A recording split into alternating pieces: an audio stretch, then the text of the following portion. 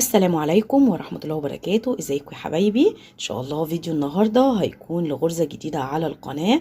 الغرزة بتاعتنا مجسمة وبتتكون من تكرار سطر واحد. ممكن ان انت تشتغليها كوفية وممكن تكبري المقاس وتشتغليها شال مستطيل. معايا الخيط بتاعي ومعايا مقاس ابرة مناسب للخيط اللي انا هشتغل بيه. واول حاجة هعمل عقدة البداية وهشتغل سلسلة بتتكون من مضاعفات رقم 4 أو رقم بيقبل القسمة على 4.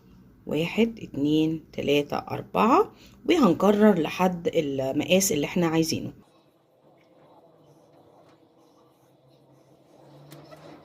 أنا اشتغلت 20 سلسلة، رقم بيقبل القسمة على 4. هزود فوق العدد الكلي 2 سلسلة.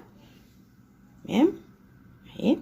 بعد كده السطر الاول كله هشتغله بغرزة الحشو، يعني هعدي اول سلسلة وهاجي على السلسلة التانية وهشتغل بغرزة حشو، اللي بعديها كمان حشو لحد اخر السلسلة بتاعتي. اشتغلت على السلسلة بتاعتي كلها بغرزة الحشو، والسطر الاول ده هيكون اساس هطلع عليه بعد كده. كمان ان انت تبدأي الغرزة على السلسلة على طول، تمام. لكن افضل طبعا عشان يكون الحرف متساوي ان انت تشتغلي سطر حشو الاول.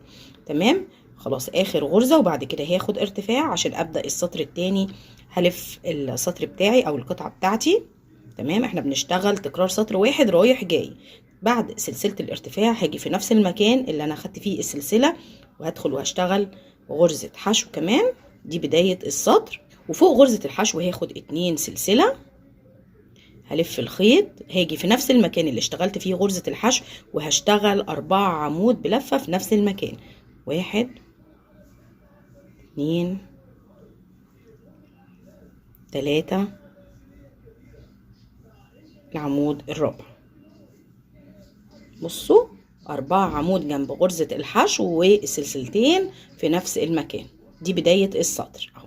بعد كده هعدي غرزة 2 3 وهاجي في الرابعة من غير اي سلاسل ولا اي حاجة هاخدها. هاجي وهشتغل في الغرزة الرابعة غرزة حشو.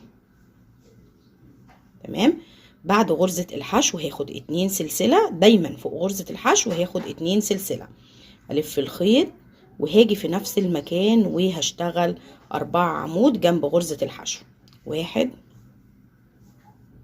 2 3 4 بالشكل ده. تمام. بعد كده هعدي غرزة 2 3 وهاجي في الغرزة رقم 4 هدخل وهشتغل حشو، وفوق الحشو 2 سلسلة. هلف الخيط هاجي في نفس المكان وهشتغل 4 عمود في نفس المكان.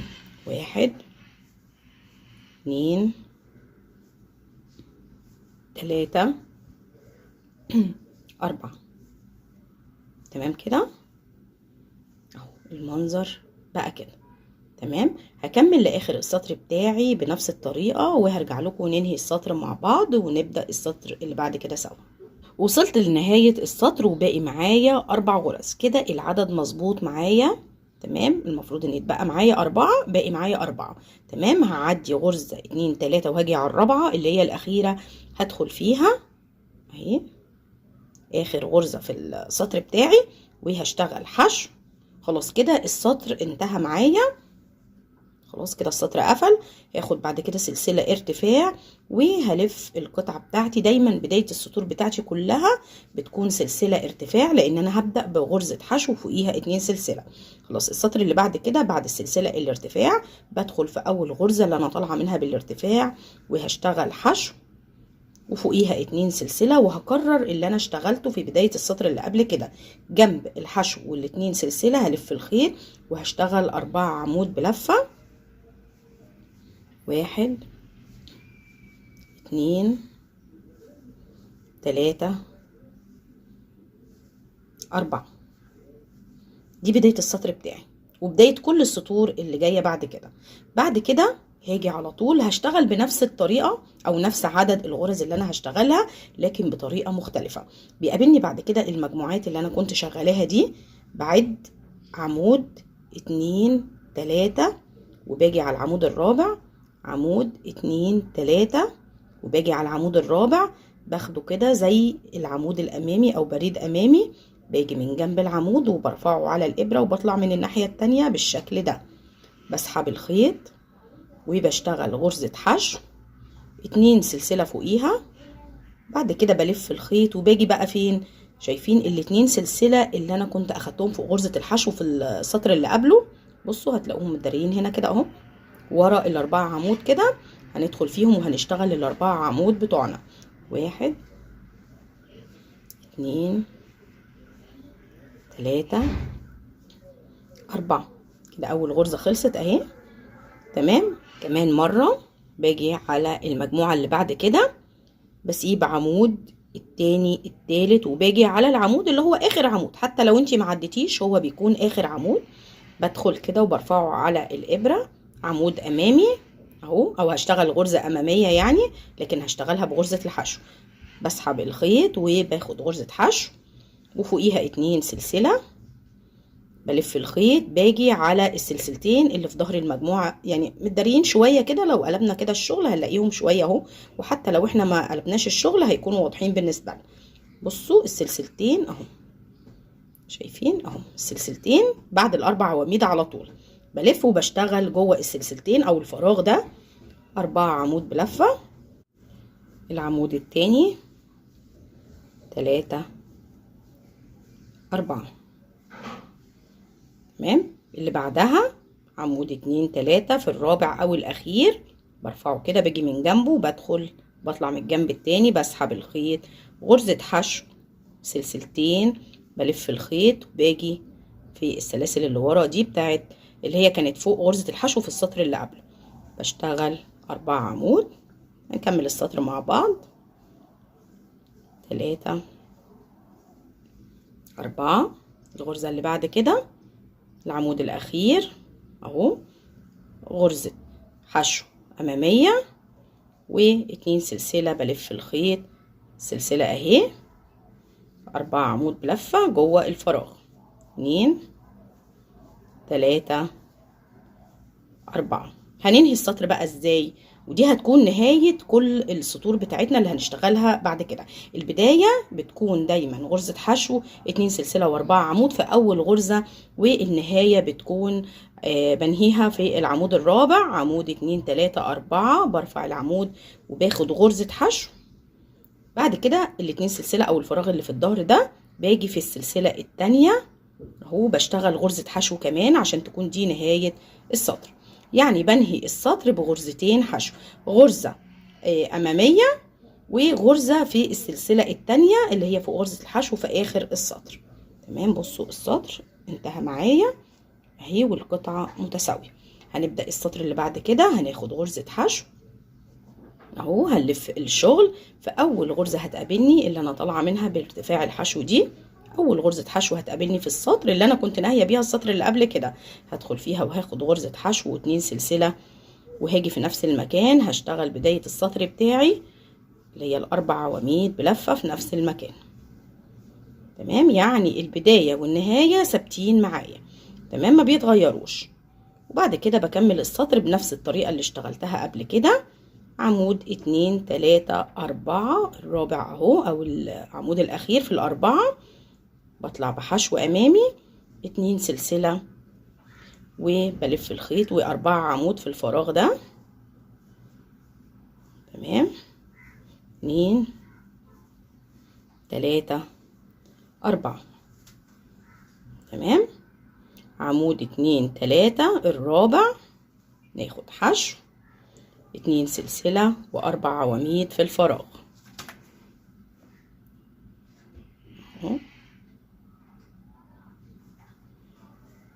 2 3 4. كمان مرة عمود 2 3، برفع الرابع كده باجي من جنبه وارفعه كده اهو، بطلع حشو 2 سلسلة و4 عمود في ال2 سلسلة اللي ورا دول جوه الفراغ نفسه او المكان الفاضي ده. كمان مرة اهو سوري، عمود 2 3 باجي في الرابع اشتغلوا حشو امامية اهو،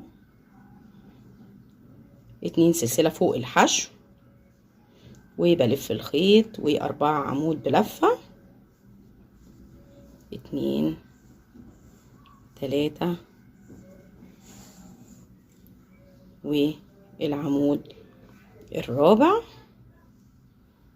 بصوا بيقابلني بعد كده المجموعة الأخيرة، باجي في العمود الرابع برضو بشتغل الحشو بتاعتي الأمامية، لكن بنهي السطر بغرزة حشو في السلسلة التانية اللي فوق غرزة الحشو اهي. تاني سلسلة باجي فيها وبدخل تحت الحلقتين وبنهي السطر بغرزة حشو.